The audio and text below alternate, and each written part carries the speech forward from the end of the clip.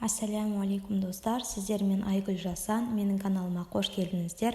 Бүгін сіздерге өте нәзік, жұмсақ кекстің жасалу жолын көрсететін боламын. Менімен бірге болыңыздар. Ол үшін ең алдымен миксерлеуге ыңғайлы ыдысымызға жұмыртқаны саламыз. Одан кейін үстіне секер саламыз.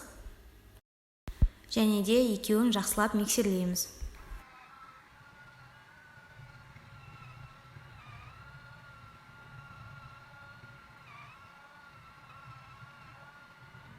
Одан кейін үстіне ертілген сарымайды құйып, қайтадан жақсылап миксерлейміз.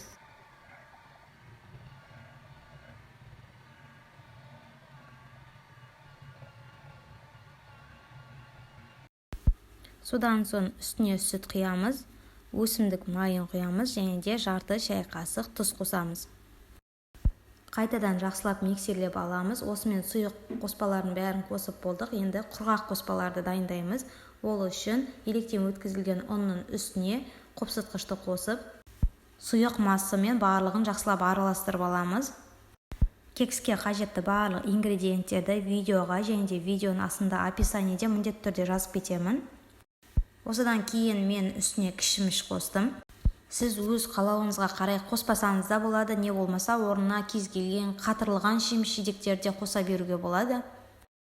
Енді дайын болған массамызды формаға құямыз және де 180 градуста қызып тұрған пеште 50-60 минутқа пісіруге саламыз. Бұл кекс өте нәзік, жұмсақ болып шығады. Сіздер де міндетті түрде дайындап көріңіздер.